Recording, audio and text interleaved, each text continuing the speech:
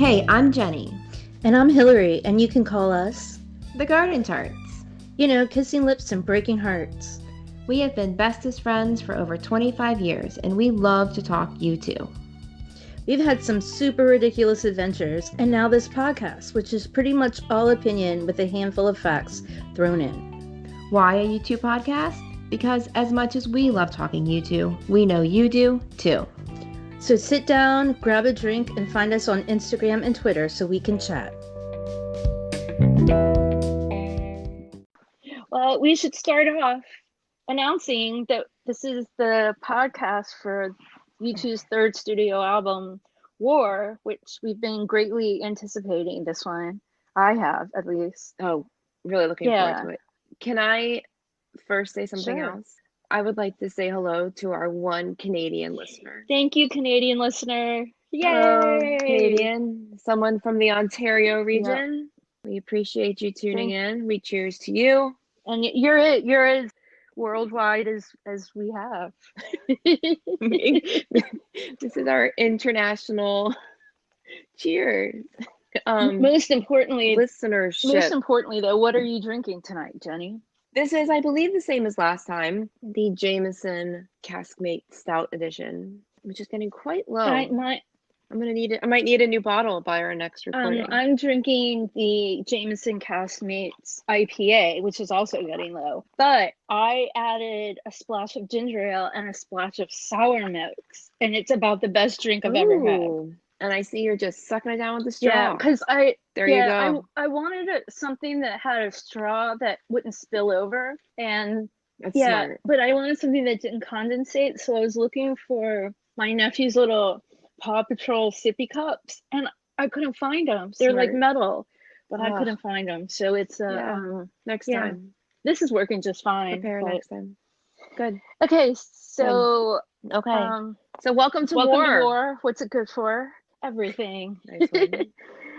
And nothing. Everything. Okay, so War was released on February 28th, 1983. It was recorded at Windmill Lane Studios in Dublin between September and November 1982.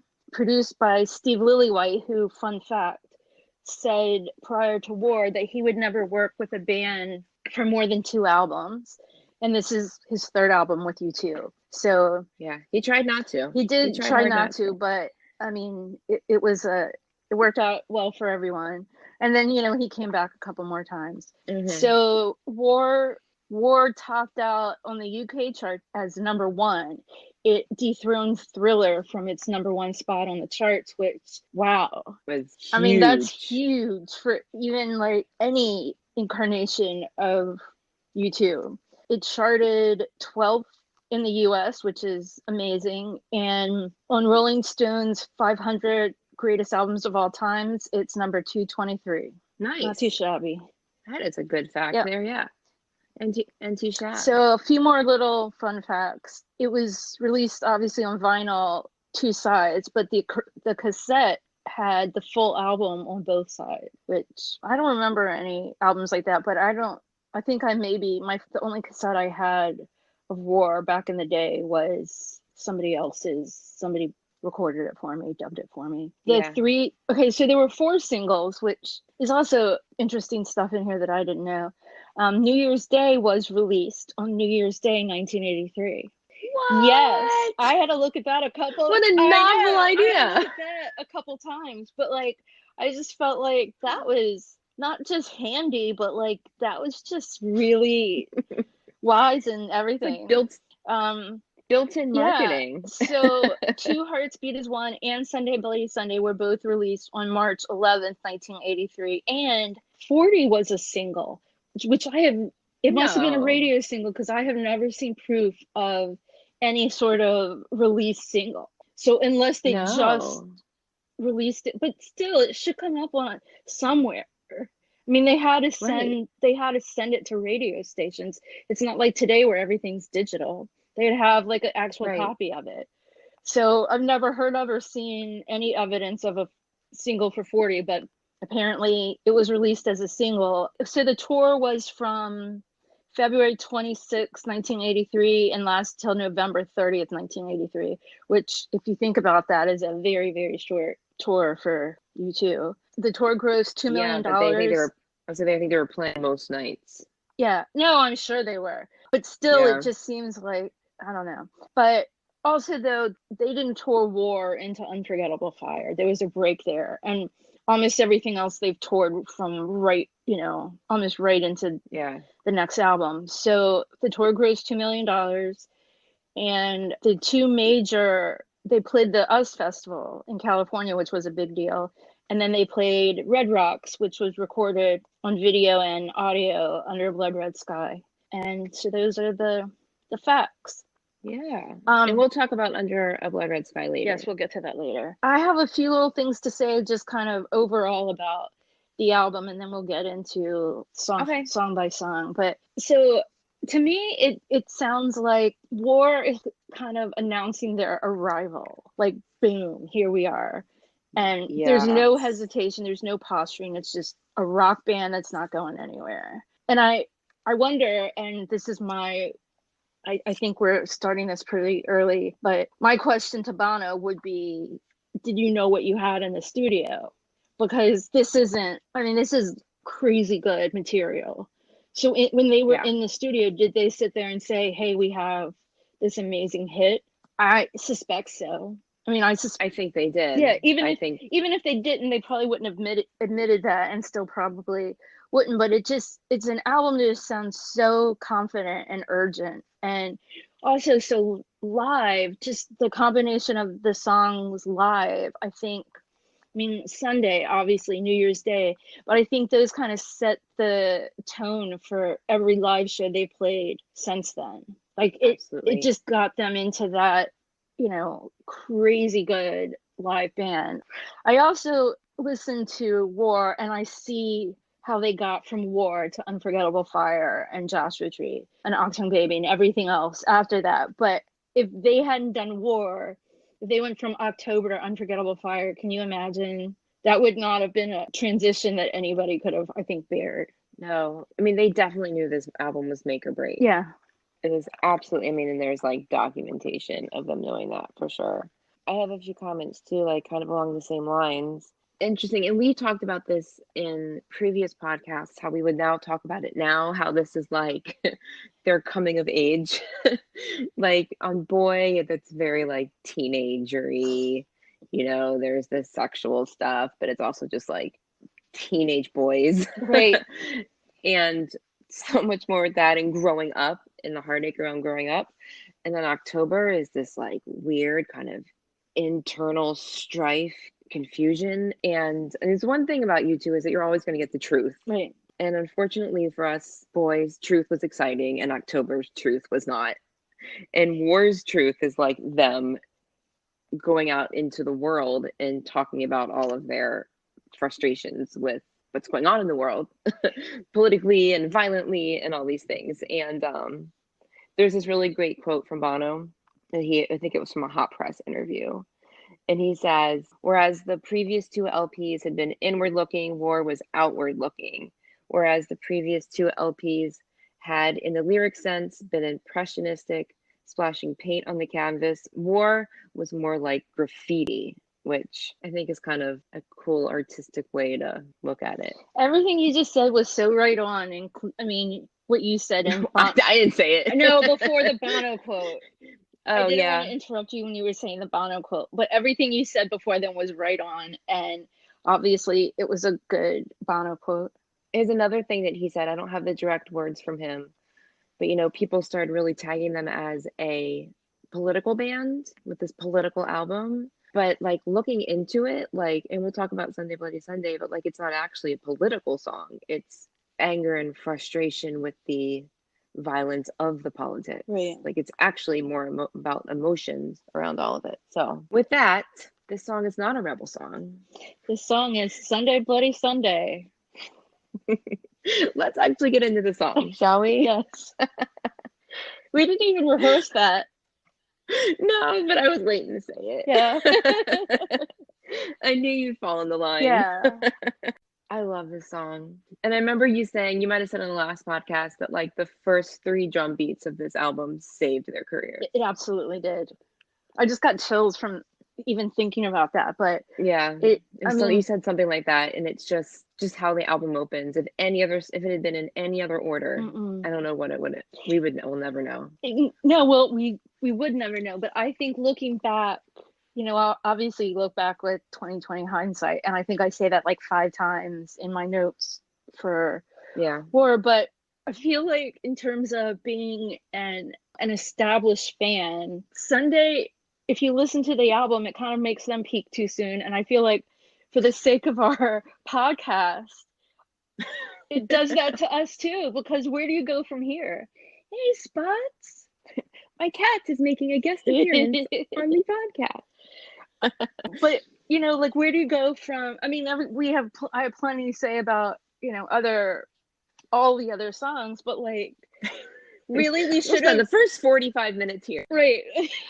Most of our 10 minutes. Like, I mean, I could definitely do a whole podcast on this song, and I don't think I'm even gonna scrape the surface of my thoughts on Sunday Bloody Sunday. I did an essay in high school profiling the different live performances wow of the song, and I gave my teacher a cassette tape of all the different versions to listen That's to. pretty cool. I don't know. I don't remember how I did on that. I don't think he was very impressed. I wrote a paper for Earth Science, and it was like a really serious, like, big part of our grade that was like writing a report, and that was graded on grammar and everything too, which it's not really Earth Sciencey, but it was about this film we saw on hurricanes. My paper was called, like, one of the scenes in the little film was like a street with like all the signs down and everything, so it was called Where the Streets Have No Name. And I used bodies strewn across the dead end street and whatever. I got an A, and she put it on a bulletin board, and I had to take it out. I had to take it back because it was by no means my original words. I'm like, I'll just take that off the bulletin board, but thank you for the A. I have a paper I wrote in college too. We'll write about when we get to that album. That actually blew people away. But anyway, Sunday Bloody Sunday. The history of these Bloody Sundays in Ireland is intense. I think we'll say specifically the song. They talk about Bloody Sunday was in November 1921. That's the big one. If y'all have seen Michael Collins, you know it. Nah, check it out. But, I think his like, I don't know, big birthday was a couple of days ago. I think was it? Cool. I don't know what number it was, 100 and something. Yeah. Go ahead. But there have been other incidents in Ireland that were, that they have tagged into that Bloody Sunday, the carnage of the political war and the religious war. And I don't really want to get into all that history because I feel like we have so much to talk about. But this song is really, the band will say that they're pro-Republic, they're pro-Ireland, they're pro-United Ireland, but they're not singing about that. They're not rebels. They're not for the they're not part of the rebellion. They just really want people to stop killing each other. It's just awful. And the song's so angry. So angry. The words are angry, and the performance got angry. I think on the album, the anger of the vocals don't come across as much as it is when you hear it live, but that's totally fine. It does, the lyrics are angry enough for all of it. Yeah, so Bono's saying it's not a rebel song. I think if you take that at face value, that when he means a rebel song, I think it's, it's not just from a guy who grew up in the Republic of Ireland. It's a protest song that could come from someone against the IRA or someone against, anything, any protest song for inequality. And so the definition of a rebel is a person that rises in opposition or armed resistance against established government or ruler. So this song is a rebel song. I mean, by definition, it's a rebel song. It's just not, people from the IRA could also sing the same song. It doesn't, it's not necessarily saying it, again, not a political song. It's, a song of war and resistance. And clearly a rebel song, which is I've always had. When he says that, I'm like, but dude, it really is a rebel song. Like, whatever. Yeah. Also, like, I'm skipping ahead, but I think he means they're not taking sides. No. The song itself is not taking sides. And I agree with that, but I also think that, you know, when he says it, when he sang it in, you know, Ireland, it has a obviously different meaning, because what he's saying there is it's not a rebel song, like being from the Republic or whatever at face value. But to me, it really is a rebel song. I think that I listen to it now and recently, and I hear it in a totally different way than I kind of heard it in the past. Like, we have, you know, horrible, whatever, a couple of weeks ago, you know, we had horrible shootings, and I didn't, you know, I looked at my phone once and I'm like, this is horrible. And I immediately moved on, because we get this so often. And, you know, we have this horrible news, we're immune to it. And it's kind of like, I can't believe the news today. But we're immune to, like, you can't believe it. But, you know, I can't really say that, though. I can't believe the news today, because I can believe it. And I think, you know, it's, you just kind of get immune to that. And I think that's kind of where Bono was going with that too, that you can't believe it, but, you know, it's also not at all surprising that. Well, I mean, but he says it, and it's true, we are immune with factors, fiction, and TV reality. And the whole, like, how long must we sing this song? Like, seriously. Right.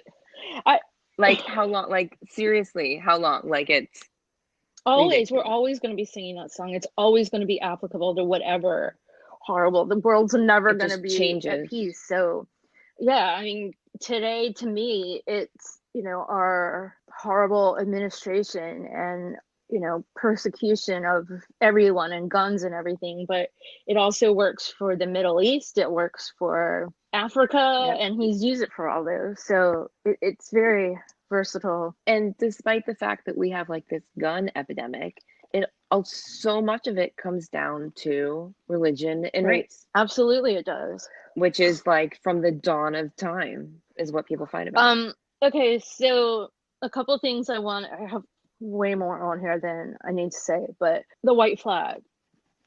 So, and we'll discuss it more when we get to Under Blood Red Sky, but I mean, like, the symbol of Sunny Bloody Sunday is the white flag, which I just feel like makes the song, to hear that, to see that, just makes the song so much more stark, because, you know, the song is powerful. It is. It means so much for a song that's so angry. And that's kind of, you know, the mascot for the white flag is kind of the mascot for, you know, for the song. Okay, so and we'll talk about this more later as well, but Sunny Bloody Sunday had been around for a while at this point. On November 8th, 1987, the IRA bombed a Remembrance Day ceremony in Enniskillen, Northern Ireland, and 13 people were killed. On the same day, U2 played in Denver, Colorado, and it seemed like Sunny Bloody Sunday was written for that moment.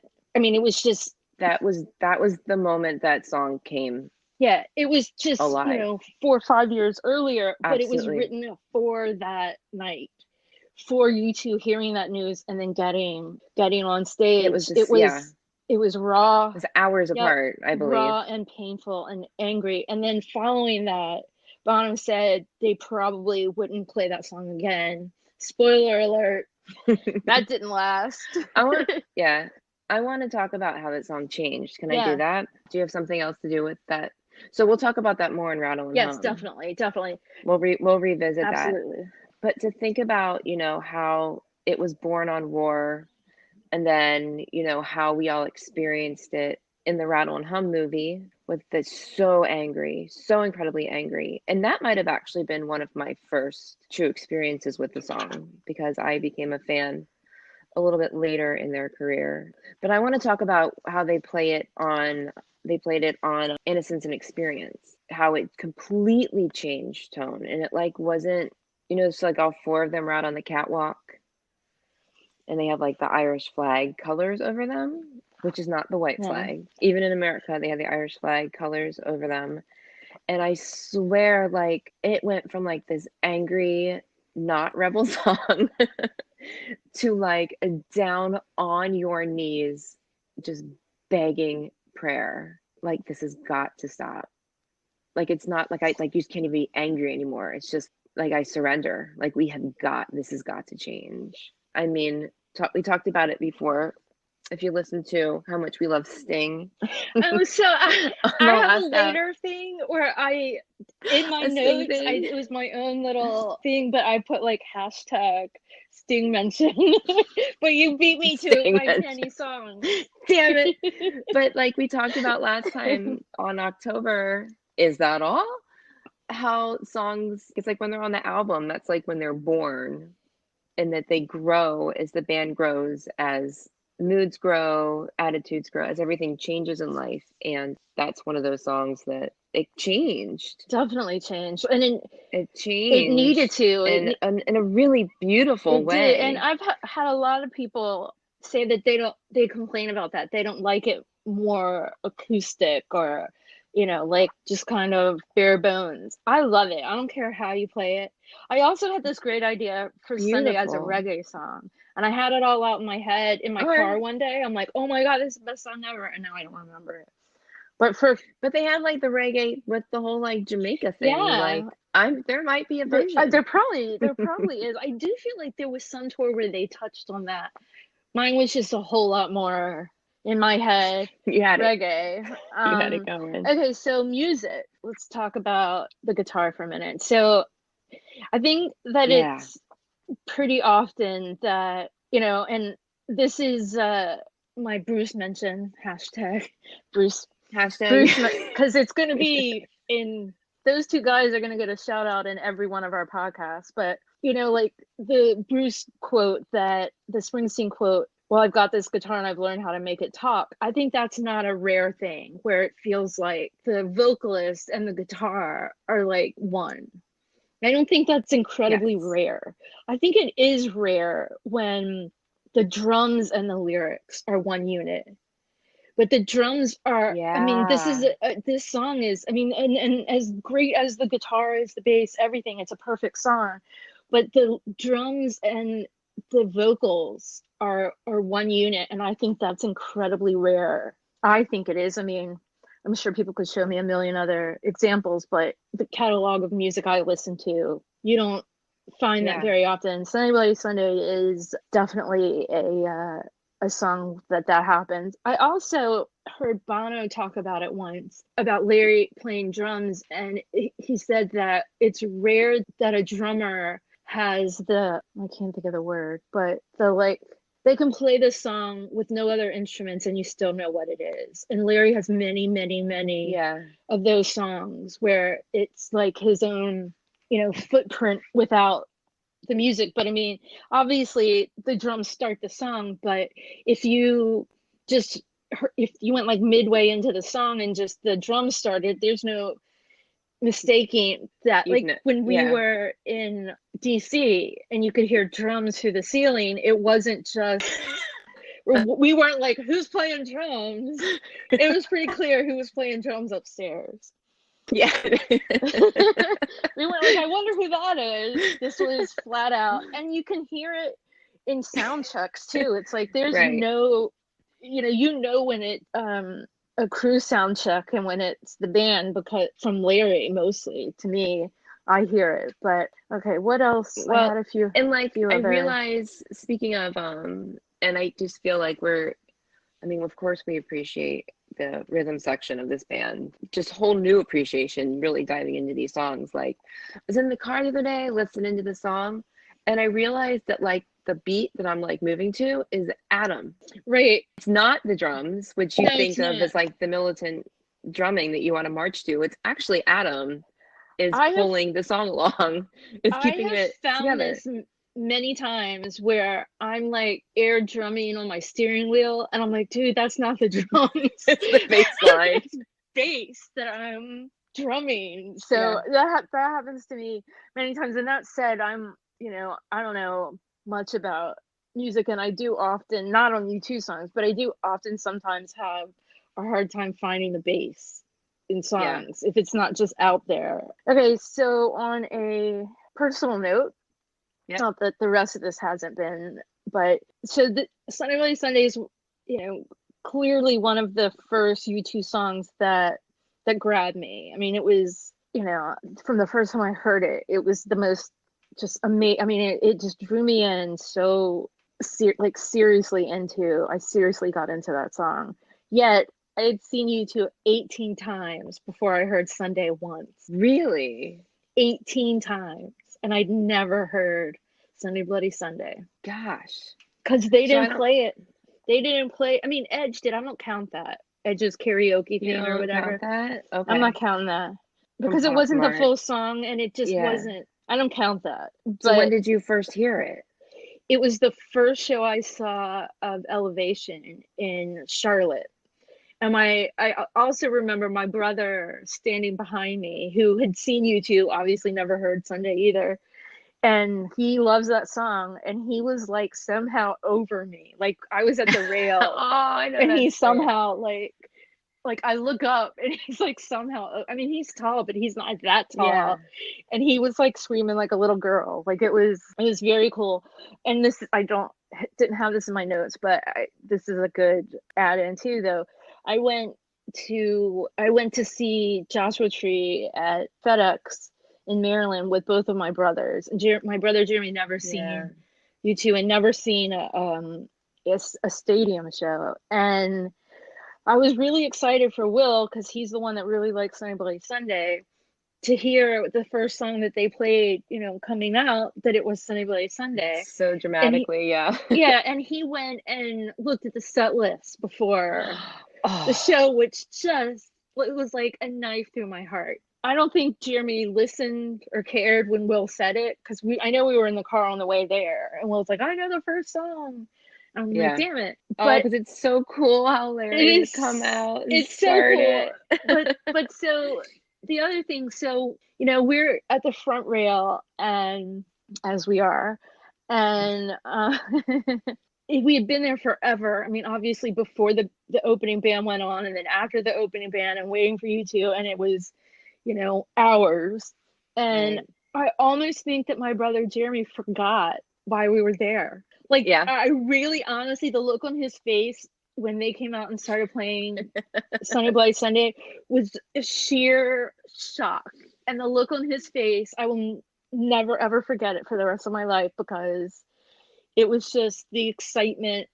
And really, though, he looked like, oh my God, this is really where I am. And I think, as a frequent concert goer, I think we take that for granted. I have one more fun fact. So Sunday Bloody Sunday has been played 935 times. Damn. The first time was December 1st, 1982 in Glasgow, and the most recent was September 29th, 2018 in Copenhagen. I'm not entirely sure I realized that we didn't hear it in Dublin. I was like, wait, what?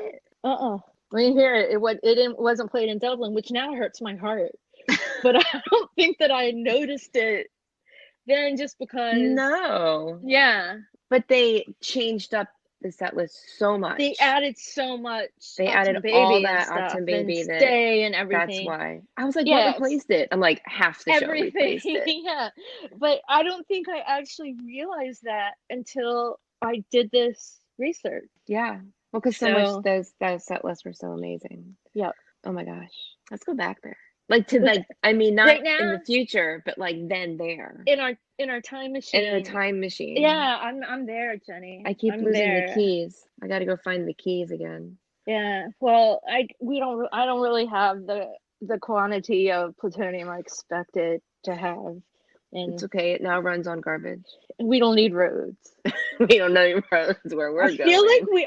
I feel like, have we mentioned Back to the Future in other podcasts? Yeah, and I'm pretty sure we had the exact same conversation. And I guarantee you it won't be the last time. No. Shall we move on to our next song? We sure should. The next song is Seconds. So this is the Edge's lead vocal debut. Should say. He's been doing backing vocals for all of time, which people just don't notice. No. I actually think that people probably at first listen, or if you're not a diehard, I suspect you wouldn't notice that the Edge is singing. Yeah. Well, and there's like But some quote from Bono Summer, or a few of them saying like, Edge has a wonderful voice. I was happy to have him sing. And then right, people thought it was me anyway. right. I love Edge on vocals though, but I would really like Bono and Edge to do like a true duet, like Islands in Yeah. the Stream or I Got You Babe or something like that. Yeah. That would That's be what friends are for. amazing. I don't know. I want them. I don't care what it That's is. what friends I are want for. them doing a true like love-based duet. That would And fill my heart with so much joy. We must discuss so this with Bono over cake and whiskey. this is definitely a cake and whiskey. Like, so It's a Bono, cake what and do you whiskey think? conversation. What do you think the odds are of you and Edge recording Islands in the Stream together? My hope is that he says, well, on karaoke nights, we prefer. And he's going to be like, leave the whiskey and cake, just leave. No, I want to hear keeping more. I'm keeping wanna the hear whiskey and cake, and you guys just head on out. Can I have a hug first? Just a hug, maybe a quick And- selfie. And a hoodie. I'd like a hoodie. T-shirts. We're gonna get 0% t-shirts. I want a hug and a hoodie and cake and whiskey. Yep, that's all. Over cake and whiskey. That's so And much like- to ask. And like a 4-hour conversation. No less. No less. Yeah. We'll just listen the whole time. I don't care. Right. I don't need to say anything. Maybe we could submit little questions in advance and let him just talk the whole time. Okay. Okay, go ahead. I have written down here that Seconds is one of my favorite songs on the album. And I really think it is. I just think that every time I hear it, it surprises me. Like, oh my gosh, this one. Because you think about Sunday Bloody Sunday, and you think about New Year's Day. And yeah. I don't know, like, it's like this little hidden gem. Yeah. I love it, and I agree with it too, because literally I went from looking at my notes on New Year's Day to looking at my on Sunday Bloody Sunday to looking at my notes for New Year's Day. I literally, just like what you just said, just skipped it, and I'm not sure if you saw my face, but when you said Seconds, I was like, well, I was too busy drinking my whiskey. Thank you very much. But that's like, I kind of, like when they decided that they could do the Josh Tree tour because the songs were relevant again. mm-hmm. Like, holy crap. Like, I don't want this album to be relevant again, but this No. like imminent threat of nuclear war and what they say, the lunatics have taken over the asylum. Like, right? I mean, that is totally relevant. It's totally relevant. I have said for many, many, many years that I miss Cold War music so bad. Like, think about those little songs, like #Sting mention Russians. Yeah. And like, we just, we just don't have, and I guess that really was the last time we had like pop music that was social awareness. Like, that's not what we don't have that very much. I wonder if it'll come though. I remember when because I don't listen to everything Bono says, let alone hang on to it, when the police brutality on especially Black men in our country was just becoming so present in the news.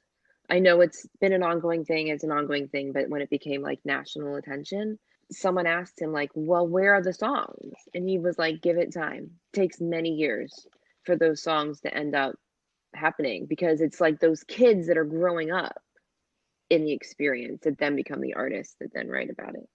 So it'll be interesting to see. That is interesting. I would love to discuss that over cake and whiskey. But I think that, I look at like Vietnam music, and that stuff was right away. Yeah. But these aren't times like that where I don't think that, and we also like, how much music from the Black community do you really listen to? I'd like to listen to more. I'm not informed. No, I'm also not great at listening to new music anymore because I don't listen to the radio. I like what which I is like. horrible, but it's true. Oh God, I had something to say with that. Vietnam. sorry. Oh, so I love this song, and just like every other, U2 song, it's if you listen to it, it kind of sounds fun. Like the song itself, if you feel it, it feels Yeah. fun.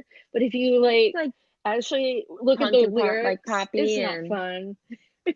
no, but that's just like every other, U2 song. Okay, so Seconds has been played 167 times live. It was played during the War Tour and then throughout the Unforgettable Fire Tour, which I also didn't know or never thought about it. Nice. It was most recently played Unforgettable Fire Tour, August 25th, 1985 in Cork. The other thing I have to say about this is that War is such an A-side, B-side album. And I think that, kids today have no realization of that. No. But like, I guess it's even more so if that whole album was on each side of a cassette. But it's like, you don't want to have to like fast forward through songs you don't like to get to the songs that you like. And I feel like all their heavy hitters were on the A side. The A side was Sunday, Seconds, New Year's Day, Like a Song, and Drowning Man. And it was just like that's one heavy A side of an album. Mm-hmm. And I guess to me it's like, no, mix them up. But I don't think, but what comes first, the chicken or the egg?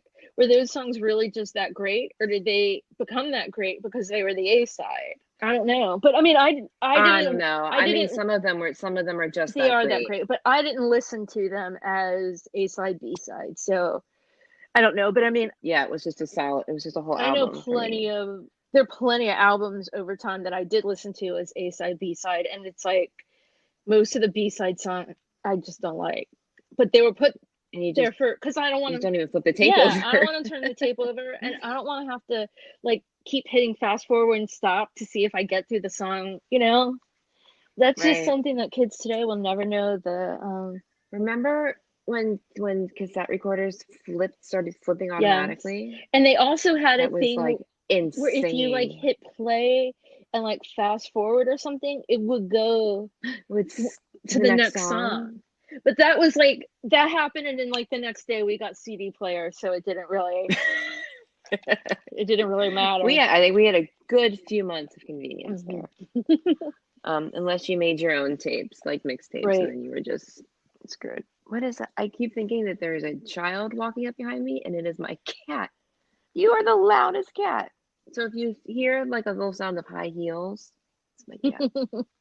Thank you, listeners. This is the same cat known to scare me in the last app. That was someone coming in my front door. Oh, Gibby. No, it's Spots. It's all Spots. I thought it was Gibby that got stuck last time. No, it's Spotsy. You two were kind of the forerunners of sampling with their I Want to Be an Airborne Ranger. I Want to Live the Life of Danger. Which I love that. I love that. And I read that literally, like, it came on the TV in the studio, and they're like, ooh, someone record that. I think they just recorded it, like, right off the TV. Like, it was just good timing. But yeah, absolutely.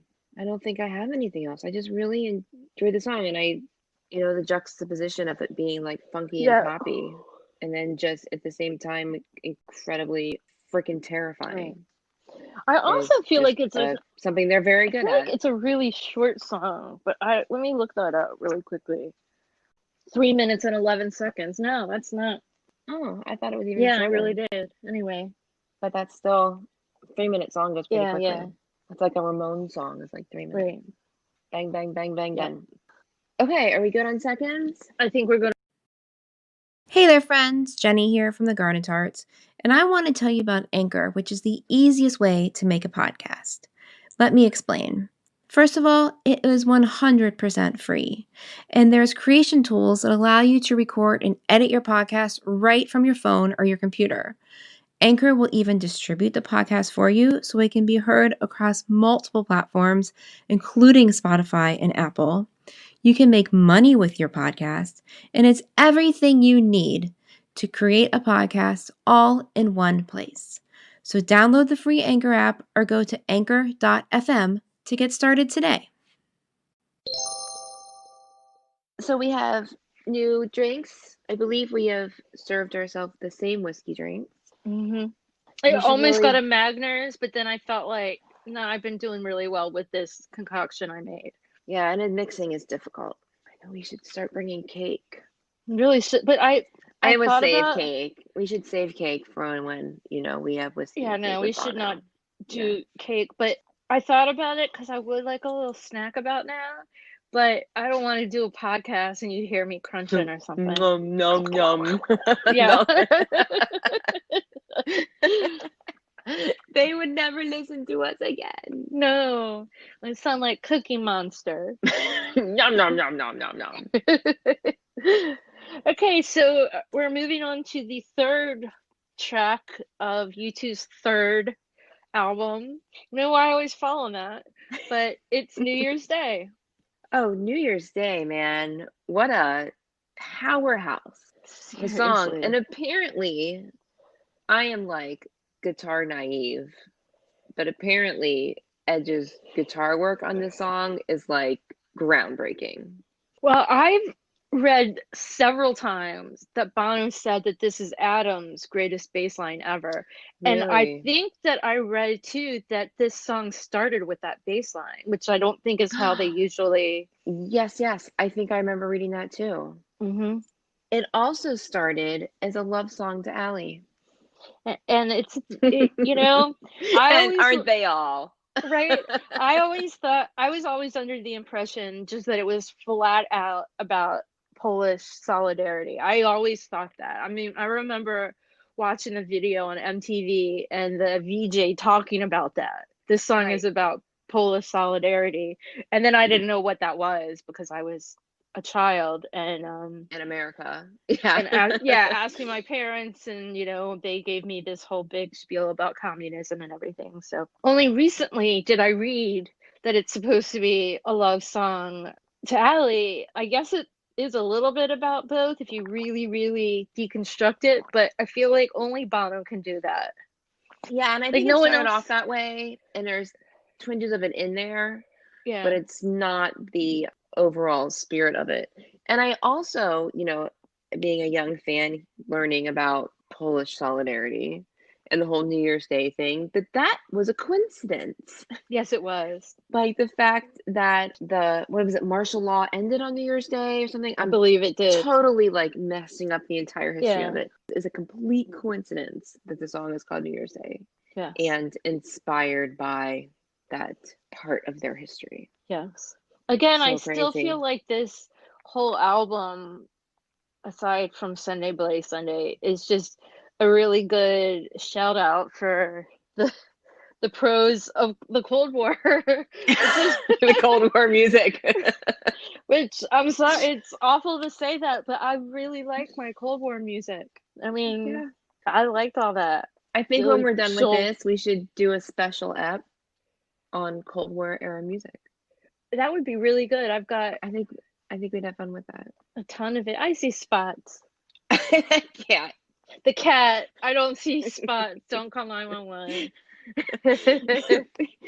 People are gonna think I have this crazy cat. Something about this song, I'm just because we were just talking about us being young American children and our, just not understanding or knowing the, Polish history, this and that. Having been to the Experience and Innocence shows in America with American Soul, and then going to the same show in Europe where they subbed out, it was no longer American Soul, it was New Year's Day. Instead of the American flag, it was the EU flag. Was like, apologies to everyone that I have finally arrived at this moment in my 40-some years of life. But it was such an aha moment that because there's so much of their music is so America-centric and American music influence, that to be in Europe and hear a European song and a European crowd by a European band was like light bulbs were just going off all over my head. Like, oh my, I finally get it. Holy shit. I feel like that too. I also well, when I saw this first show in Europe, I'm like, it was Ireland. Don't make it sound fancy like France. I was meaning I non-American. I know what you were saying, but I feel like, Really Ireland fancy. is great and actually part of Europe. But when I talk about, Europe, You think I like mainland Europe. I don't think, yeah, Ireland is And not. England. England is very Europe, but I think of England and France and Italy and whatever. I just for some reason when you said that, I'm like, wait We a didn't go to minute. Europe. I've been to Europe. Not to see the U2s. I have not been, well, I mean, I have, but I have not been to mainland Europe or England to see you too. Though Right. anything could happen. Everything can happen. Everything can happen. Yeah. Okay, so I said that about Bono saying it's Adam's bass line. That Yeah. bass line is just, I mean, I feel like I don't think there's another song that he has played bass better than that. Also, listening to it, and I mean, I've not done adequate research on the entire YouTube catalog, but I really feel like everything in this song is equal. The drums are amazing. The bass is amazing. The guitar is amazing. The lyrics are amazing. The vocals are amazing. And Yeah. I feel like I mean, maybe I'm totally wrong. Maybe every song is like that. I don't know. But just listening to, re-listening to New Year's Day over and over, I just got that vibe that it's just a really sort of sound of band equality. And Yeah, absolutely. The band had their shit together before the lyricist did. right. Because I think a lot of that stuff was done on the mic because he was having so much trouble getting the words together. So the band was solid. And I mean, praise the heavens above that Yeah. those lyrics just, there's so much inspiration for them. I want to go back to that European show, Okay. that show we went to in Ireland, because we were talking about Sunday Bloody Sunday, how that song changed and grew. And New Year's Day, I've heard like 1,000 times. It's one of the songs I've heard the most. No, maybe not. But I've heard it a lot of times.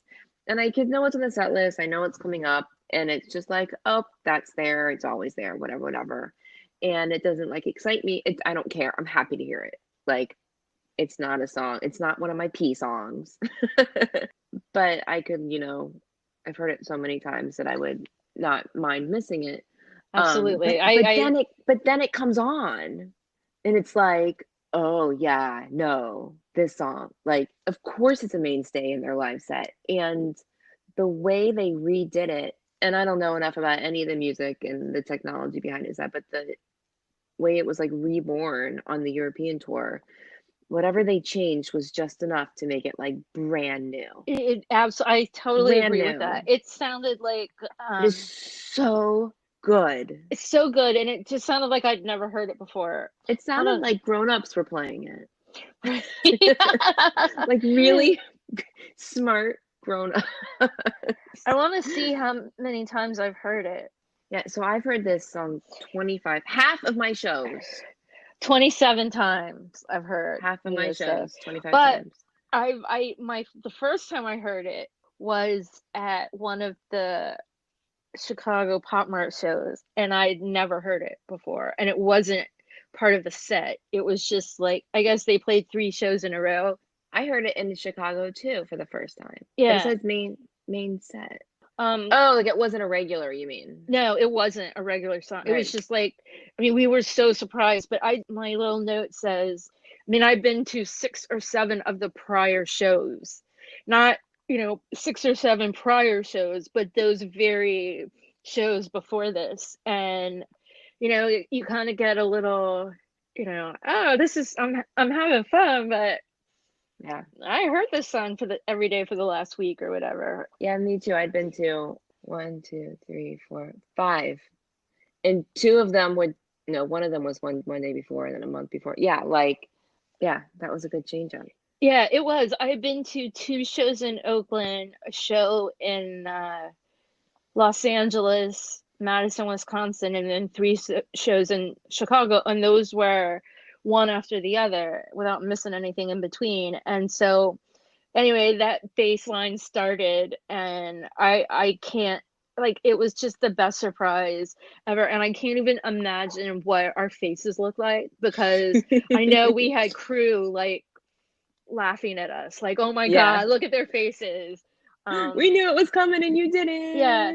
And so I just can't even imagine or I don't know. I mean, I'm sure that they knew it was coming, but still our reactions were, they did it in the second Oakland show for All I Want Is You Too. We went crazy. And anyway, but it is so great, and the crowd really loves it. And I'm not, like, just what you said, it's definitely not my favorite U2 song to hear, but I really do relive that Chicago show like every time I hear it. Like, I just remember hearing it for the first time, and I get this like jolt. Wow. That said, I don't remember. I was there and I don't remember. I remember that so very well. Like, I just, that whole 97 is a strange blur to me anyway. So okay, so fun facts. New Year's Day has been played 773 times. First time was December 1st, 1983 in Glasgow, and the most recent was November 13th, 2018 in Berlin, which was their most recent show. Okay. And that's all I have. I'm looking because apparently I didn't write this down. I think it was this song. It had a different opening lyric at first that was much more polarizing. Oh no, maybe it wasn't this. Maybe it was something different. Anyway, I digress. If it shows up, I'll mention it later. Or we'll tweet about it. Yes. New Year's Day is a solid song. Solid song. Of all the solid songs. And again, it's not in my top, I don't know, lot, but in terms of YouTube music, it should be way up there in the overall, like, craftsmanship and all this and that. Like, yeah. I'm almost slightly disturbed that I don't like it more than I do. Like, it's perfect. I should really, really love that song, but I mean, I don't dislike it by any means, but it's just not in my, it's a rather large top catalog. Songs. It is rather large. You're right about that. You know, like, it's okay that it's not in your top 10. Great song, boys. Great song. It's bloody fabulous. The next song is Like a Song, ... Which I love that the ... dot's there, because it's like, there's more coming. Right. We didn't really have a name for this. No. But this means it's the song and the title, and there's to be continued. Yeah. This is my hands down favorite song of the album. Like, not every other song on the album, it's not even close. This is a clear number one for me. Yeah, I don't know if it's tied for one or number two. It is number one Sunday Bloody Sunday.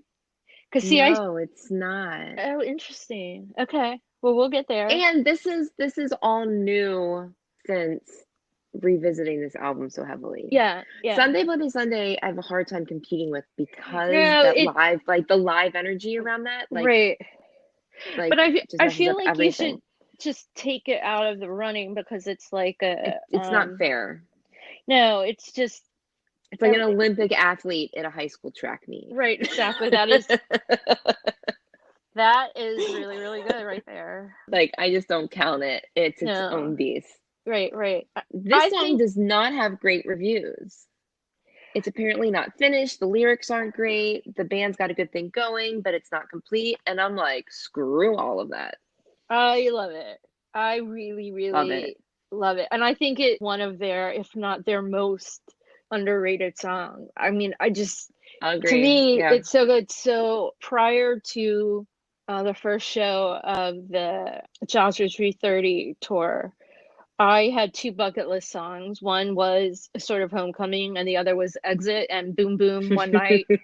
I heard of both, which I was not, I expected Exit, but then I had to come up with 2 more songs that would be my bucket list songs. And what I say with those songs is, if they play one of them and I'm clearly going to pass out, and just let me stay on the ground until the song's over, and then pick me up, but I want you to enjoy it.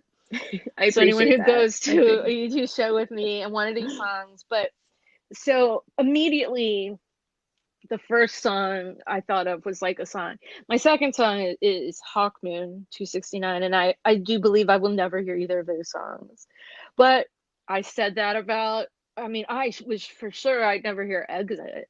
No, Never. And I've heard it, ever. many times now. But Many times now. so I guess that, what I thought was just totally improbable. So everything could happen. Everything can happen. This song, like, it just doesn't even beat around the bush. No. It's got like this little tiny short intro, and then it's just like, boom, Boom. we are at it. And it's apparently like written at like their critics who like to try and pigeonhole them, like with the lyric, like, is honesty what you want? Like, do you want me to be honest, or do you want me to write like love songs? Right. Because they're not writing silly love songs. No, I don't was think about love to songs say are that silly. I don't think love songs are silly. Yeah, yeah. No, I don't either, Um, but I think that love songs can often sound trite. I want them to have like depth, and I feel like yeah, most love songs don't. But it is to me like really, even though it's not supposed to be, a category, it's not a category, but to me it's like perfect, like military semi-punk pop. Like it just touches on all of the stuff at least I like. yeah, right. Yeah. Oh, going back to like our talking about love songs and our original, I meant to mention this before when we were just talking generally about war, is that the band like makes the point that war isn't all political conflict, that you can have war in love and in relationships and marriage and all these things. So the fact that like love songs are complicated love songs are in this album, Right. and that's why there aren't tanks and guns on the cover, but a 9-year-old boy, Right. because war is complicated. It's because not a 9-year-old boy in the face of war is a whole lot more dark and everything than tanks and bombs and guns right. and shit. And a 9-year-old boy is also like relationships. Right. Those drums at the beginning are just so, I don't know. I get so excited about that. Yeah. The other thing with like a song, I mean, I probably could talk about this forever too, but I really cut it short. So I think this is Bono's first foray into getting rage in his voice. Like, you listen to Bad and Exit, and he just builds up to this like rage. And he didn't, I mean, his words maybe were raging before, but the way his vocals weren't. And when he got that, I think that's a game changer for you too, is when he got that rage in his voice. But it is kind of ironic also that one of the lyrics is, angry words won't stop the fight. Yeah. I don't know. God, I love this song. One of my favorite lyrics is this in this song is the "too right to be wrong" in this Rebel song. Yeah. I honestly have a hard time wrapping my brain around what it actually means. Right. God, but I it love this sounds song. so profound. Like, so here's a fun fact. Like a Song has only ever been played once. Once. And it's on your bucket list. Right. So what are my odds? Damn it. Maybe I should pick something else, but I mean it. Maybe I'll get a third song. But I mean it. I want to hear it. Yeah, I didn't even think about that. It was played February 26, 1983 in Scotland, which I believe was the first full out war tour show. So they played it once and decided that it wasn't going to keep working. Yeah, this album, which it's a little perplexing because there are a lot of songs that weren't played live, and like I don't think they did that again until like 360. But I think that was because they didn't stand behind the album. They obviously stood behind Boy, but maybe things are just more complicated live or whatever. Do you have any more? No. I'm out. No, I don't. I just think that this is like, it's just not a complicated song. It's like, no, I love it. So good and to the point. And yeah, I will pass out on the floor with you. Yeah. No, don't. And all of our cohorts. Right. I will pass out on the Maybe floor. we should send a memo to like security to tell them to just let us lay there. Please pick us up when the song ends. Yeah. I'll stay up for you. So if we are allowed to, bucket mine is also on this album. So, and it is a possibility. We'll get there. Okay. Are we ready to move on to the next song? I'm ready. Okay, this is Drowning Man. Drowning Man is a song that I believe I've just about always taken for granted. I have that in my note as well. I have a friend who is adamant. It is one of his missions to get this song played live. And I will also say that he was on the Acrobat mission, and that happened. Check. So I don't know. And I mean, Acrobat's also timely. So yeah, I don't know how Drowning Man becomes timely again. Goodness. I think that this song. I mean, I'd have to research this too, but I'm pretty sure that they actually rehearsed this in the 360. I think 360 started in, like, the actual first show was in Europe, Barcelona or somewhere, and they actually sound checked it. It never and maybe came to another time. Maybe they've sound checked it. Kind of almost feel like that too, but it's okay. So, firstly, the title "Drowning Man" is never in the lyric, which, for whatever reason, I love those songs. It's Bad and Exit, you know. Yeah. There's a theory that it was the opening lyric, and it didn't work because Drowning Man and Take My Hand. So like, I think, and it was a friend of ours pointed this out many, many, many years ago, and I don't think I entirely listened and paid attention to it as much until now, until we were preparing for this podcast. But I think it is actually U2's only pure love song. It's a love song. I mean, which is crazy to call it Drowning Man, but there's nothing political, there's nothing, you know, love sucks, love hurts kind of in this song at all. Like, I really think that's accurate, and Patty said that years ago. I mean, I'll have to keep that in mind as we go through more of the albums. Because I can't, and this, like, I have to, like, maybe I'll find another one that I think is also a love song. I mean, to me, it's absolutely a prayer. Yeah. To me, it's spiritual completely, and maybe that is a love. I mean, I've read a few different, it's this, it's that, but I mean, to me, it's a man and God, like, having a conversation about their love and how they're going to save each other. Right. Which so often I get, and, you know, people will continue to hear our, like, discomfort with some of the deep religious stuff, but this, I can stand, like, behind this kind of, because I mean, because love goes through so many relationships. If this doesn't make, following that concept of the song is pretty amazing. If you take it word for word, it can also be a love song. I mean, I think, you know, Bono, his love but the love is between, I mean, I still think it's a love song, the spiritual love song, but I believe it's between a person and their God. Like that. Well, I think it also could be about a person and another person. Yeah, yes. Okay, yeah, absolutely. But I was just saying that the prayer was love. Yes, absolutely. Absolutely. I feel like listening to Drowning Man while we were preparing for this just opened my eyes to how amazing this song is. And to me, it feels like it's absolutely a precursor to The Unforgettable Fire. And I almost mean the song, The Unforgettable Fire. With 2020 hindsight again, which I think I say another 5 times in this, you can see exactly how that Drowning Man turned into The Unforgettable Fire. It's so sophisticated. It is, and it's so like, the ambient, like, sound of it is completely that, you know, a path to that new sound that they find with Unforgettable Fire. And I think so beautiful. So beautiful. And I think that Edge said that, I think it was Edge, that said that with Drowning Man, there are plenty of songs that they could go back and re-record and improve, but they couldn't do that with Drowning Man.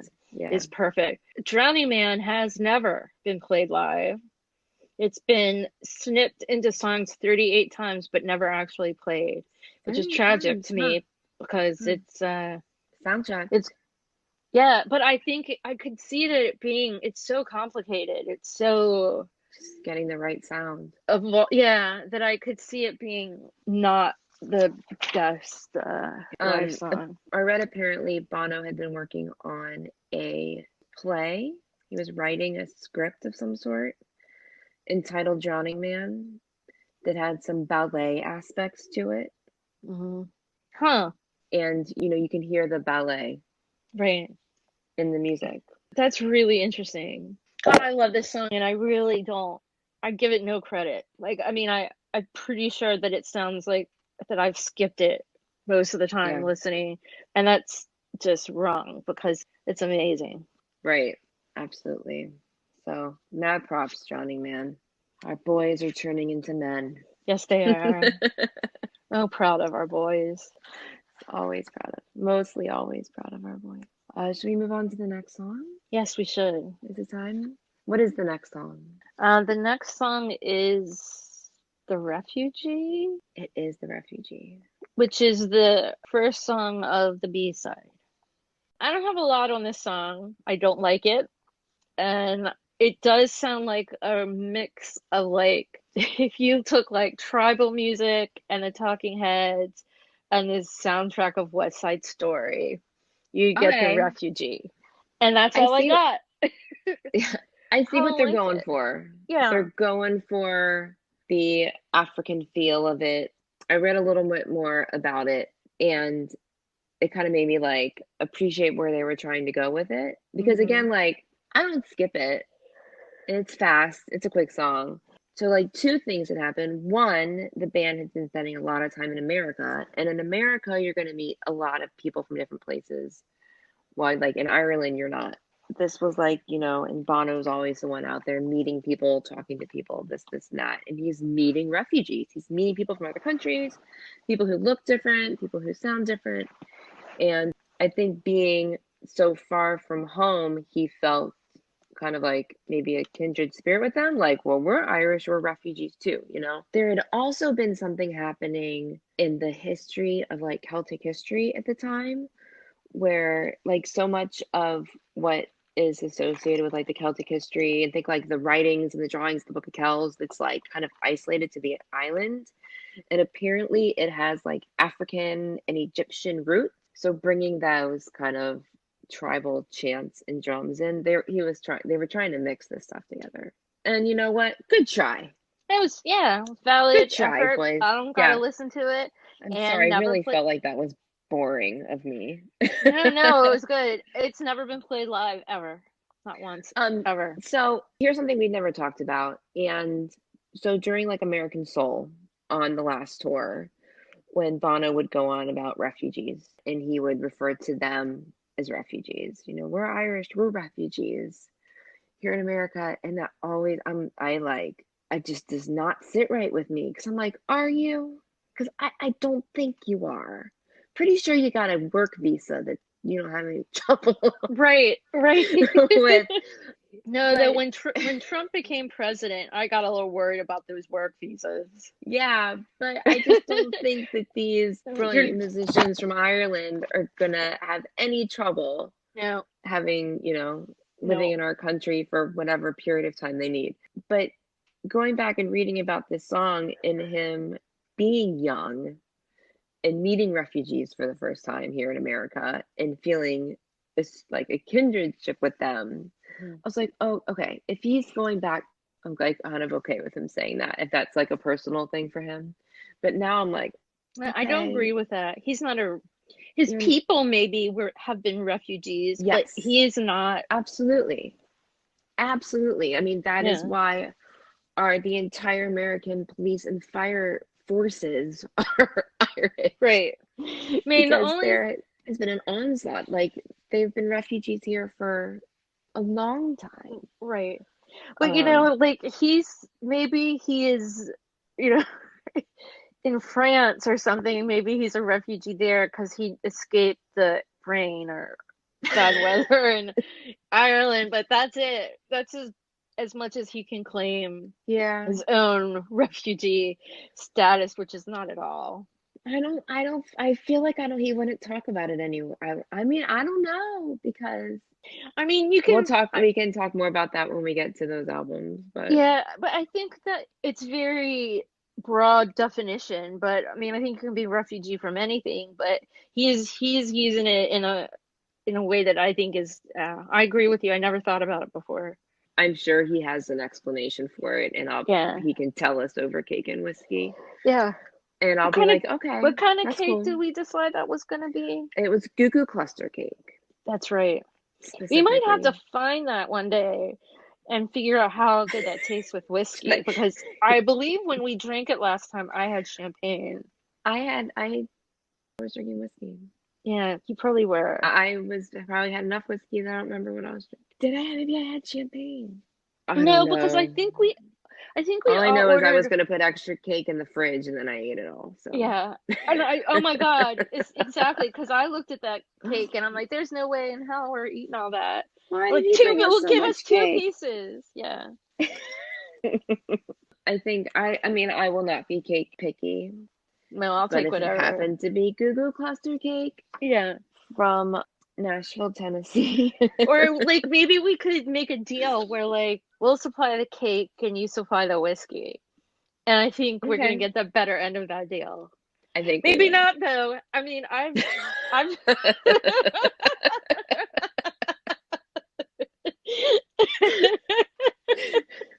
maybe he'll bring a bottle for himself. We have our own language. Yeah, I've drank on Bono's dime before, and it's never been. Have you ever had cork in your whiskey? No, it's never been anything. That's not true. In Dublin, that was a different level of fancy than we had been to before, but that was quality liquor. That was quality. That was also like, I think, an actual bar in a hotel, as opposed to backstage hospitality. Yeah.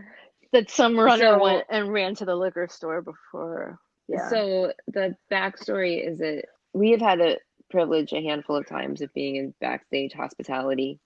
Every time Hillary has had cork in her wine. Every single time. Every single time. And it's almost like, well, is it really a joke, or did that really happen every time?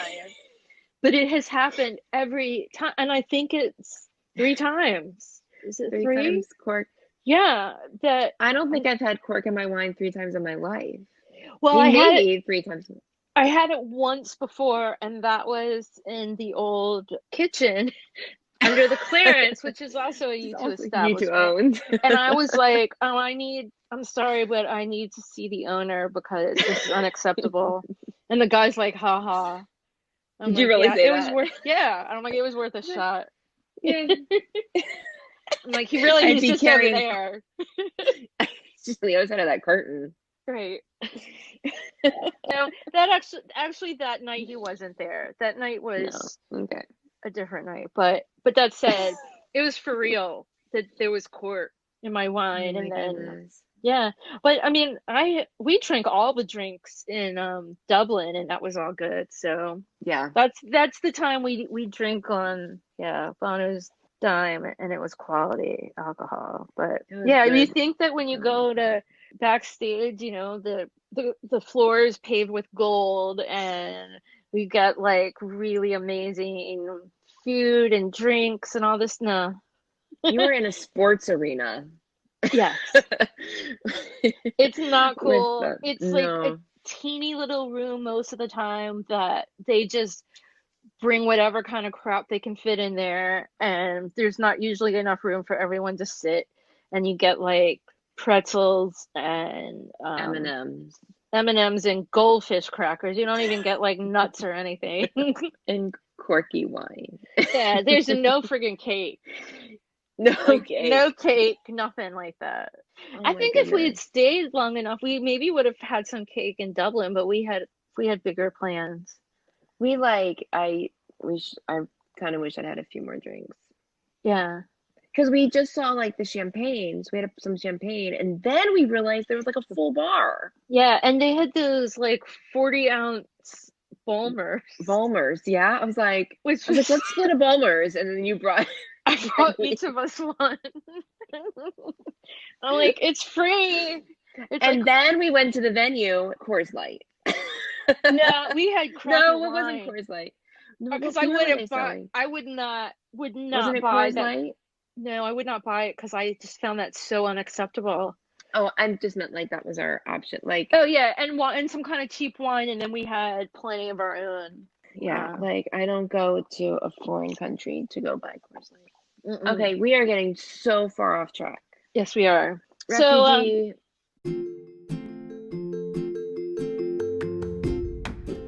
Hey there, listeners. If you're a U2 fan, you are more than likely aware of the work that Bono has done and continues to do in Africa. It's amazing work, and the exciting thing is you can get involved too. There are 2 simple ways. 1. Go to one.org and sign up to fight against extreme poverty. 2. Visit red.org to shop. What? Shopping helps? It sure does. By purchasing Red branded products, you are contributing to the Global Fund, which supports HIV/AIDS grants in many African countries. As your man says, where you live should not decide whether you live or whether you die. So head on over to one.org and red.org to join the Garden Tarts in doing our part to end AIDS. Bring it on. Oh, we're done with Refugee. Are we done? The next song is Two Hearts Beat as One. This is my bucket list song from this album. And we part heard of that, did you hear it? We heard a snippet of it. You and I did. 360 Pittsburgh. Yes, we did. But I've never heard it. No, and they played it a handful of times in recent years. So I was kind of so to want what you can't have. Right. It's like, but is this the time? Is this the time? Is this the time? Just kind of made it worse. They played it 133 times live. The first one was in Scotland, February 26, 1983, and the most recent was in Berlin, September 29th, 2015. Okay. So they played it on I&E. Yeah. Okay. Yeah. I would have really liked to have heard that. Yeah. This is my song that would go in Bono's Lounge Act. Oh, like nice. 2 hearts. So much snapping. Yeah. This would be a Bono's Vegas Lounge Act. We need to keep like a set list, a track of these. So when we meet over Whiskey and Cake, we can tell him we have it all written out for him. We're just going to give him like a binder of stuff, like, read this. We'll have him study before we have the Whiskey and Cake. We got time for it. An entire list of things for you. And now we don't know what they are. And we're going to index it and have a, Yes.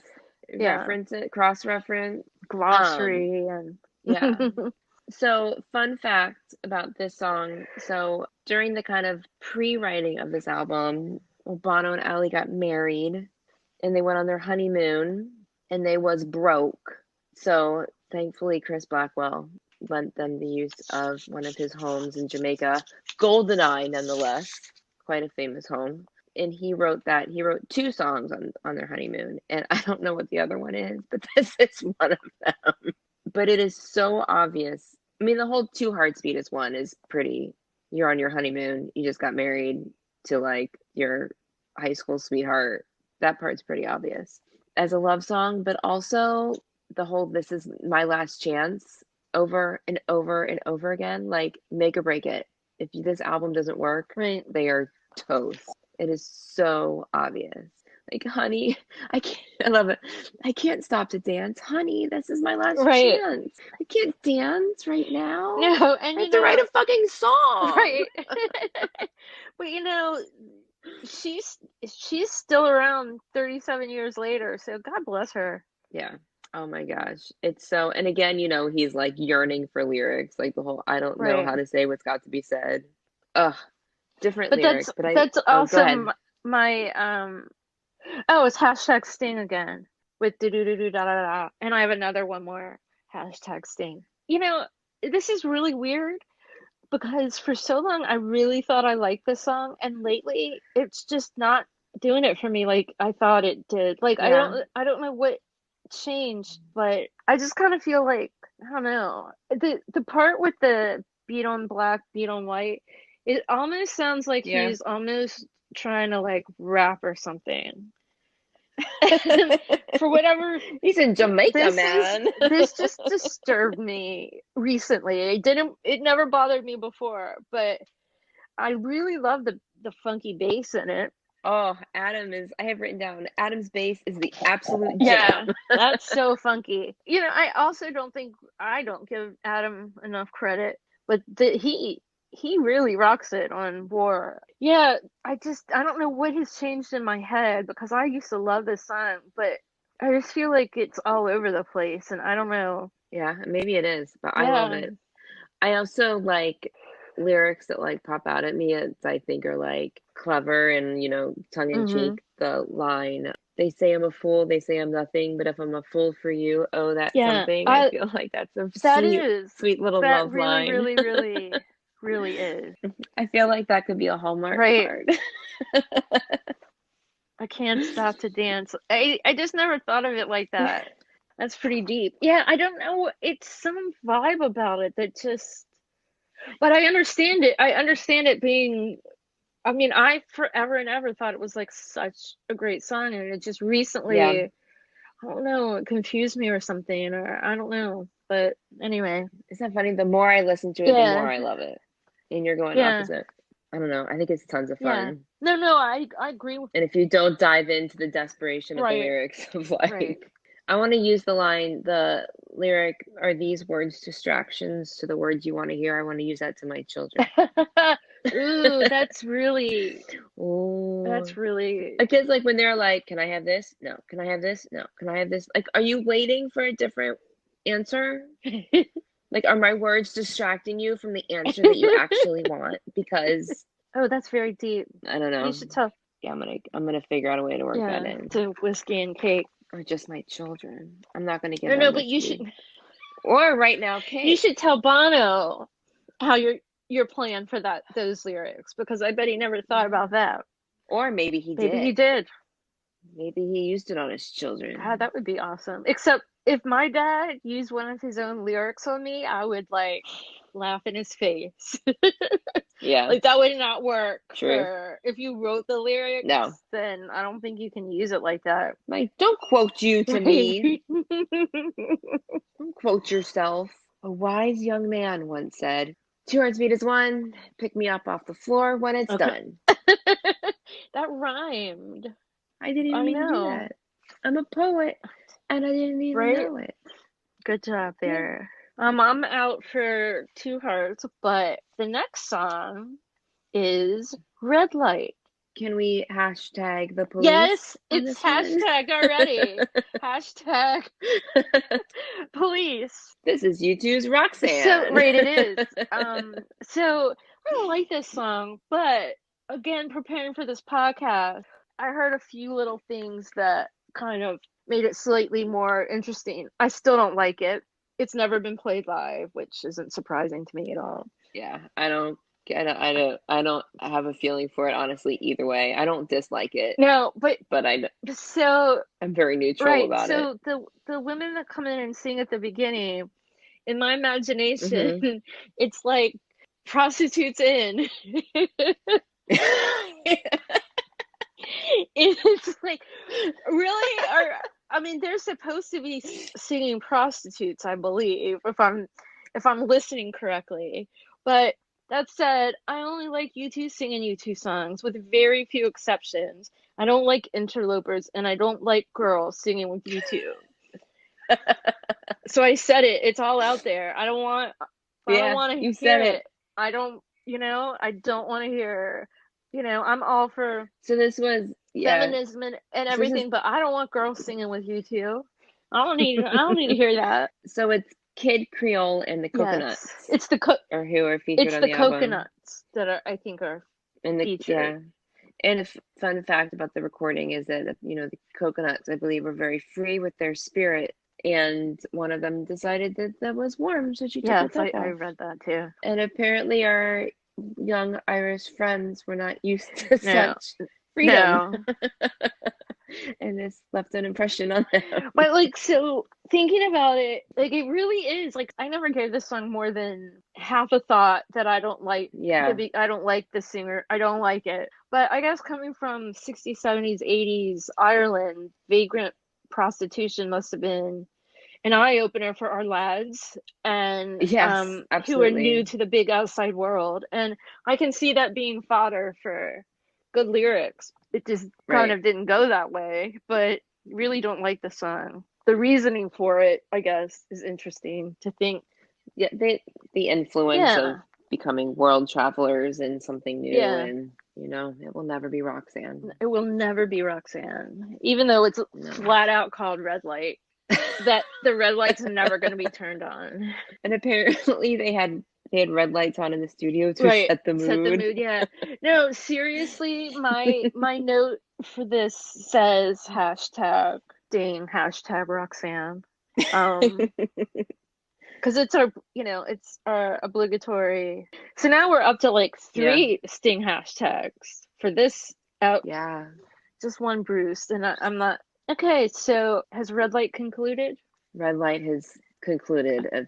Yeah. Okay. So next is Surrender. Yes. Firstly, let me give a shout out to Sadie, who is the name of your daughter. Woo woo. I wish I could give this song credit. Right. It gets no credit. I actually didn't even think of it. Husband came up with that name because he's a big Beatles fan. Sexy Sadie.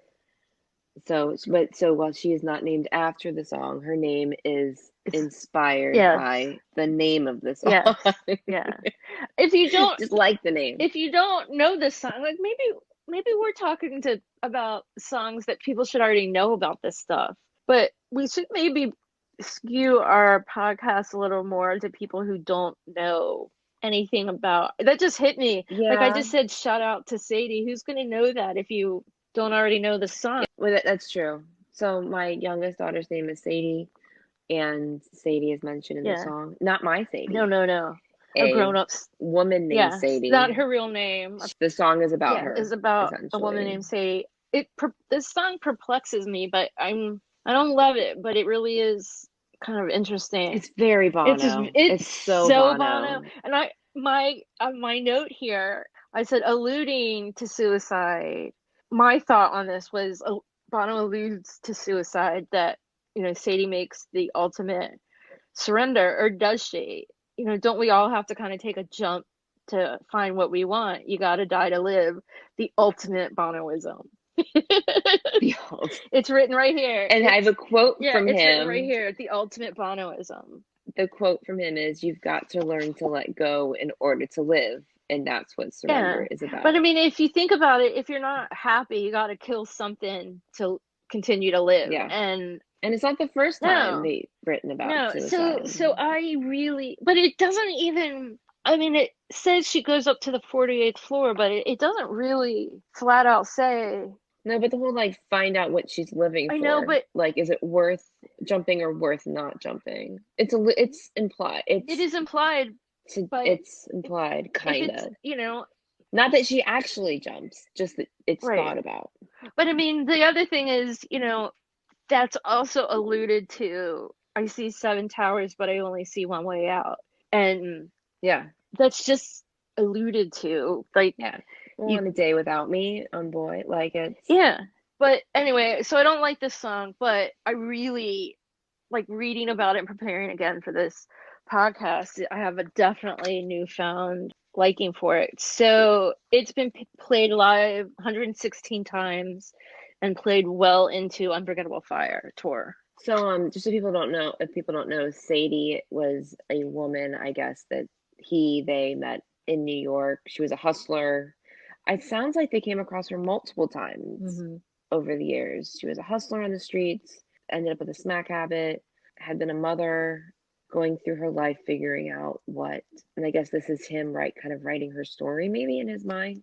I have this written down that this is definitely not the band that wrote October. Oh, no. This is a new band. There's so much atmosphere in the music with the band and with the slide guitar. Like, this is The definitely slide guitar diving is in. amazing. Yeah. Yeah, it's definitely diving into different territories and getting more experimental. I'd also read, and I see like the Sadie story here, but that apparently, like, if you get below the surface, there's multiple meanings here. That's a Bono shocker. alludes, what? I just like, it's really literal to me, so it's hard for me to Right. see more of it. But he was having so much trouble writing lyrics. He'll famously say that like he'd want to sleep all day and Allie would like kick him out of bed and like throw a pen in his hand and like force him to write. So maybe there's some kind of like surrendering to the pen. I Right. don't know. I don't want to dive into something I don't truly understand. Yeah, And the it's growth. It it showed is growth as a band. Yeah, the line, I really like this song. Just has always just been under my radar, but that line, and I want to live and I want to live. I gotta die to to myself myself someday. someday. Yeah, that's just Yeah, that's it our keeps coming Bono. up. Yeah. Yeah, he's really finding his voice, Yeah.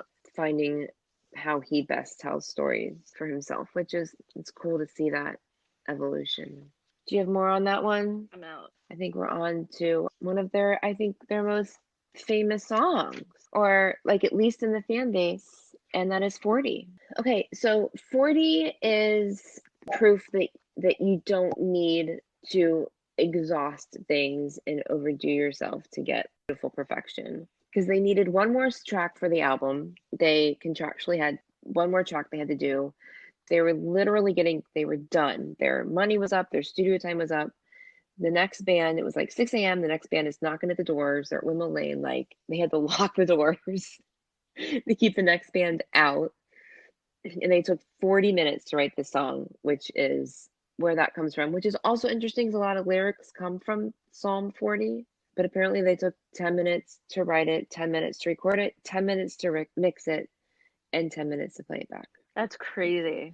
which is just Yeah. amazing. And on one hand, it is so simple, and like sometimes they need to just stop touching stuff. Yeah, I agree with that. I totally It's like that's like one of my favorite beautiful. things to say, that I think it's from 6 Degrees of Separation, that they say this guy, an art dealer guy, goes to his kids' kindergarten class and says, "How do you make all Yeah, these kids Picassos? Every one of these pictures looks like a Picasso, and they're small children." And the teacher said, "It's easy. I just take away the paper."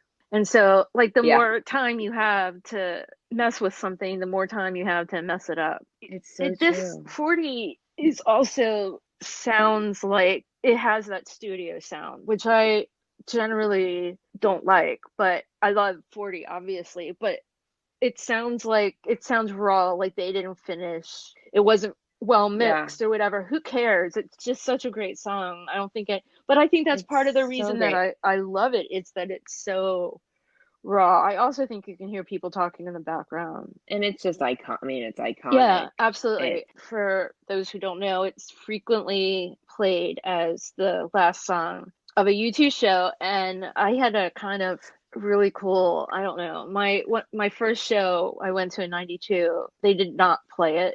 They ended the show with or Without You.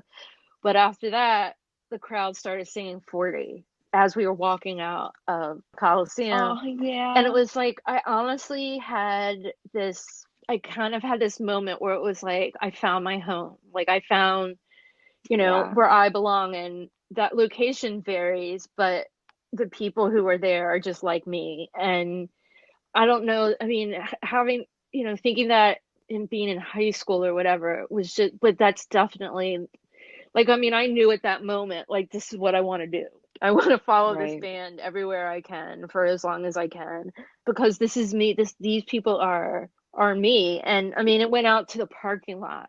Anyway, that was extremely, extremely an emotional moment, but it really did, I feel like, set the track of my future. So also traditionally, Edge and Adam swap instruments, and I always think that's very, Mm-hmm. very, very cool. But even though I did read that Edge Wrote wrote the the bass bass line. and performed it, like Adam's not in that song. Right. But that said, when they swap instruments, but I really, really wish that one day Larry would sing and Bono would play the drum again. That Yeah, they just Like, why not? Why brought it can't they all do that? around. It could happen. Just, Yeah, like I really, just like Edge and Bono singing Islands in the Stream.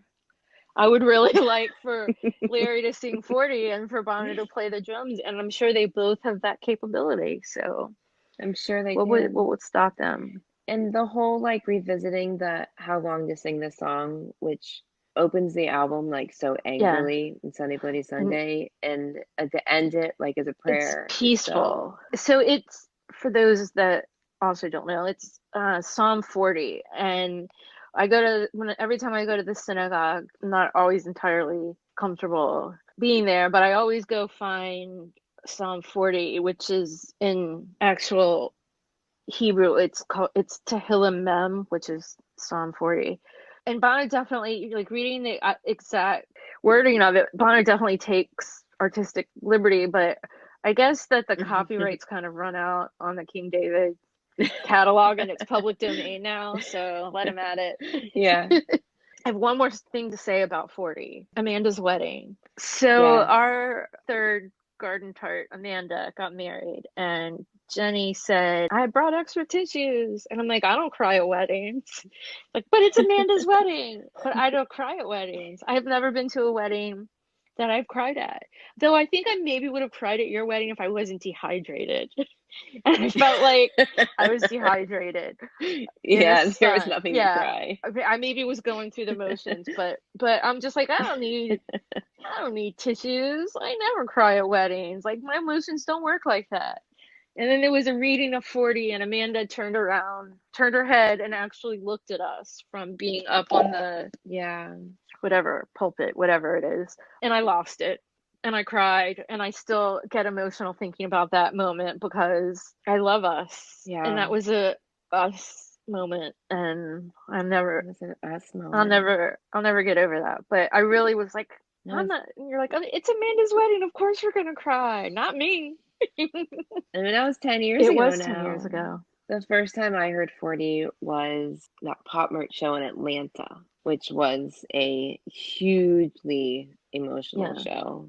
It was my last show of the tour after an amazing, amazing time making friends and, some special time with the band. And we just lost Michael Hutchence, and it was huge. I'm assuming that was, I I will didn't remember look it up, that. but I'm pretty sure that had to be my first time hearing it Yeah. too. I remembered it being on Pop Mart, and I had to look because for some reason I thought it was my first show, and it wasn't. And that made sense that it was my last Right. show of that tour because that was a very emotional night for all of us. That was I'm pretty such a sure. great night. I also believe that 40 was read at our good friend Jim Henke's memorial service. It goes around. Well, to Jim. Yeah, to We'll Jim. talk more about that next time. Yes, that will come up prominently in the Yeah. next one. How many times have I heard So 40? Hold on, I want to look it up. 9 times. the last time I heard it was Heinz Field in Pittsburgh, 2011. The greatest show of all time. Oh, so I heard it. The last time I heard it was I&E in Boston. Oh, you heard it recently. Yeah, I'm sorry that I didn't hear it I mean, I heard it in 2015, but I'm sorry the last time we heard it wasn't together, but So we went to this show in 2011. I mean, so I don't know, friends, fans, and listeners, if you've ever been to a U2 show in Pittsburgh. And I don't know what it is about Pittsburgh. I don't necessarily think it's a great town. Nothing against it's Pittsburgh. just fine. But those shows are some of the greatest, most emotional shows I've ever seen. And we haven't missed a show It's in Pittsburgh in a while. Well, yeah. for the last, we saw Vertigo there and 360 and Joshua Tree. Did they play there for I&E or E&I? Probably not, because we would have gone to that. Let's see. I saw a Pop Mart. I saw Elevation. Yeah, I didn't see 05, 11, 17. What was the one? Was that 360 and 05? No, that was in the mountain. 05 was FedEx, and was it we went to that, and we got the corky wine, and was it the one at Heinz Field with that's when we had Stephanie with us, and we all Yeah. died. Well, it was the best show of all the time. show we went to before then was at Giant Stadium, and this random guy came over and gave me the set list before the show was over. Yeah. And I looked at it and I had a freaking heart attack because it said Bad, All I Want Is You, and 40, of which they played none of. And I'm just like, what? Like, I'm like crying. He hands me the set list and I'm just like gasping and freaking out. And they're just like, and I don't think I looked. And you I think said you I let me don't want to at look. it. And Yeah. And I'm just like, oh my God, the people are on the other side of me wanted to see it. Like, everyone's freaking out. And they didn't play any of it. And so then the next show we went to was in Pittsburgh, and they did play the same order of songs, but that was not cool. You don't put that on it. You don't put 3 songs on a set list. No, not those 3 songs. But that show was also incredibly warm. And I mean, I saw, from our side, you could see a little bit that a few times Bono was having a little bit of a hard time because the heat. But my former friend Chris said that he was inside pretty close to the front, like, I don't know, 5 people deep or whatever. And he said that if you saw his face, it was scary. Like, it was.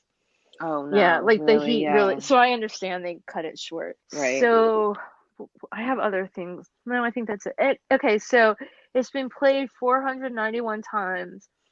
I looked it up, and the last time it was played, the date was 10/5/16, and I'm like, but they didn't tour in 16. What? And apparently they did some techie group. They did a show for them in San Francisco or somewhere, in Silicon Valley or something.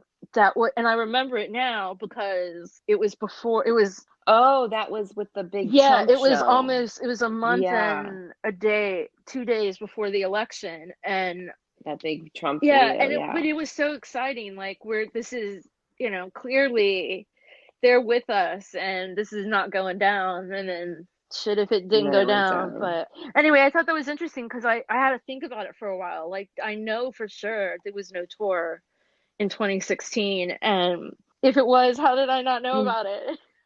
Yeah, no right. One told me. There were a lot of tours recently. Yeah, no one told me about a tour. And that was the one off year. Right. 15, yes. 17, yes. 18, yes. At 16, I slept. No, but I mean, yeah, there's been a lot of touring, but I know there wasn't any there. But I can't remember what it was, but they used the Vertigo stage or something. Like, they dug something up that was really different. Yeah. But I don't remember. I don't remember either. I just remember seeing clips from that. In conclusion, War is a very good album that everyone should listen to. War is great. I remember, I'm not going to say the name of the band because I feel embarrassed by it now, but I remember talking to the bass player of another band, and they had just released their third album. Sting? It wasn't Sting. Okay. Or Bruce or Paul McCartney. And being like, their new album was great and it was better than the last 2. And I was like, you know what? I think this could be your War. And he looked at me and he got it. Yeah. And I was like, yeah. And then he wasn't on another album and the band kind of fell apart and the singer's a jackass and all these things. But I remember I was like, this could be your War. We had a really proud moment there together. Was it their War? No. They fell Everybody apart. should have a War, but they didn't have the band chemistry that they weren't going anywhere as a solid unit. Well, I had a cassette, and I don't know if I purchased it or, again, if someone dubbed it for me, but I remember going to, I think it was at the time, it was Price Club. It was the Sam's Club, but not Sam's Club. Right. And they had a double CD set that was War and the Unforgettable Fire. A double set, and I bought the CDs together at the same time. Aww, that's kind of cute. And my parents had just given me a CD player for my birthday, and I was kind of pissed off because I'm like, I don't have any CDs. Like, I think they gave me Madonna, Like a Prayer, that they gave me with the CD and the CD player, and then I'm like, and now I have to go buy all this crap now. This present is gonna be very expensive for me. I didn't say I wanted it. But I mean, I wasn't ungrateful. It was just like, this is way more complicated than I think you thought it would be. Yeah. Because I have nothing to listen to on it. And then I slowly. Yeah. So, hey, I think we've really covered war really well now. So let's take a pause, put this together, and maybe in a week or two, we can do a special little ep for Under a Blood Red Sky instead of tagging it on the here. Yeah, I think that's a good idea. Listeners, thank you for tuning in. Thank you for listening to all our ramblings about war, and we look forward to hearing you soon. Also, we love hearing from people and chatting with people, and of course, we love talking you too. So you can drop us a line on Instagram or Twitter at _gardentarts, or you can even email us at wearethegardentarts@gmail.com. We look forward to hearing from you soon. If you enjoy this podcast, we would love it if you would share it with your other YouTube-loving friends, as well as leave a review for us on whatever platform you use to listen to podcasts. We would really, really love that.